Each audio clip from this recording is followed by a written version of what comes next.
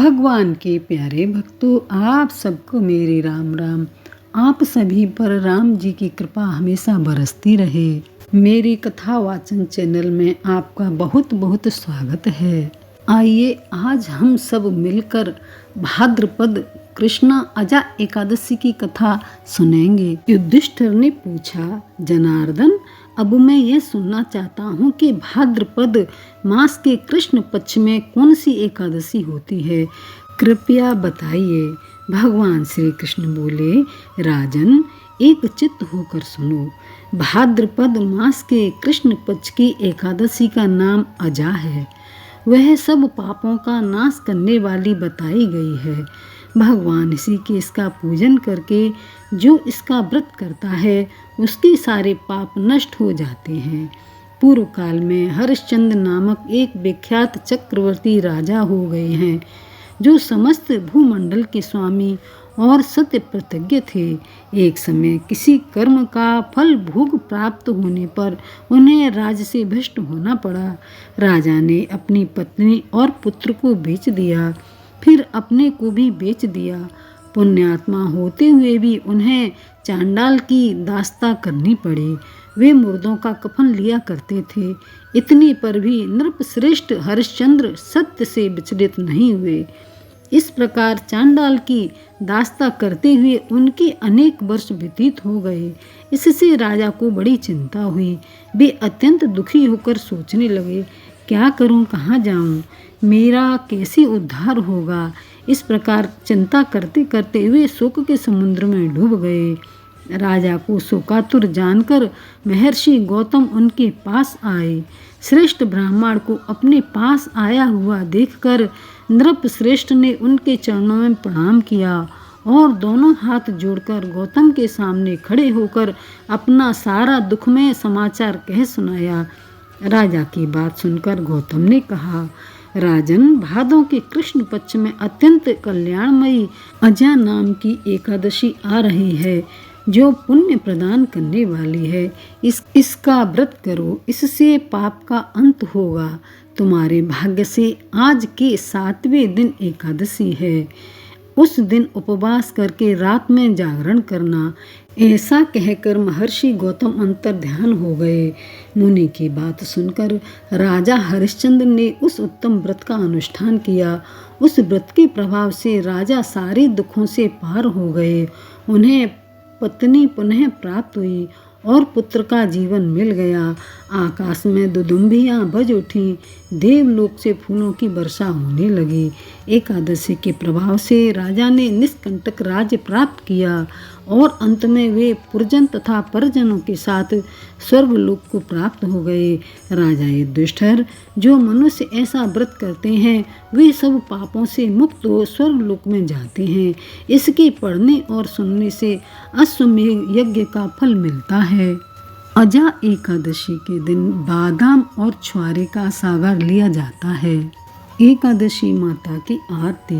ओम जय एकादशी माता, मैया जय एकादशी माता, विष्णु पूजा व्रत को धारण कर शक्ति मुक्ति पाता।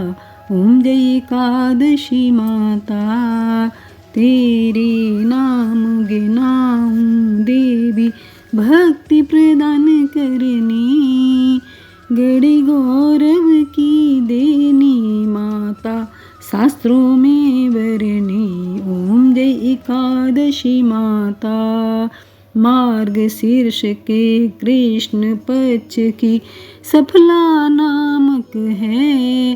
शुक्ल पक्ष में होए पुत्रदा, आनंद अधिक रहे। ओम जय एकादशी माता, नाम 60 तिला माघ मास में कृष्ण पक्ष आवे। शुक्ल पक्ष में जया कहावे, विजय सदा पावे। ओम जय एकादशी माता, विजया फागुन कृष्ण पक्ष में शुक्ला आमल की, पाप मोचनी कृष्ण पक्ष में चैत्र महाबल की।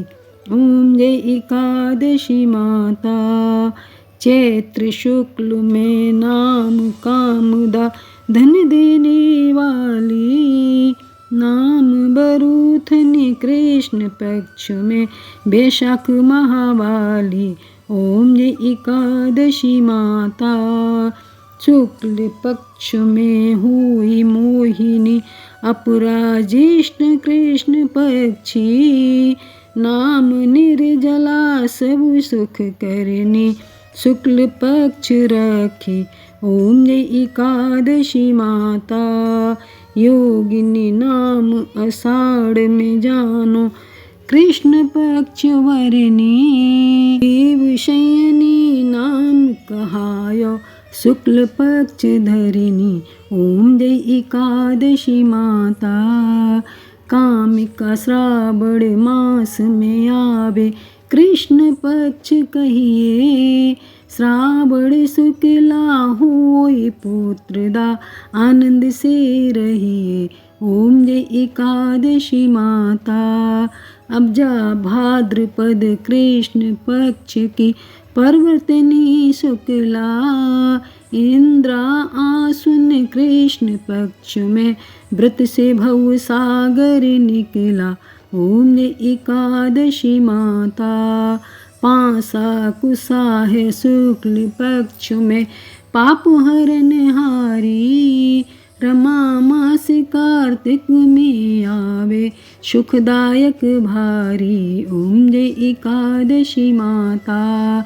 देवोत्थानी शुक्ल पक्ष की दुखनाशक मैया, लौंद मास में करूं विनती पार करो नैया। ओम जय एकादशी माता। शुक्ल लौंद में होई पद्मिनी दुख दारिद्र हरनी, परमा कृष्ण पक्ष में होती जन मंगल करनी। ओम जय एकादशी माता। जो कोई आरती एकादशी की भक्ति सहित गावे, जन रघुनाथ स्वर्ग का वासा निश्चय वही पावे। ओम जय एकादशी माता। ओम जय एकादशी माता। बोलिए एकादशी मैया की जय। श्री कृष्ण भगवान की जय। जय जय श्री राधे।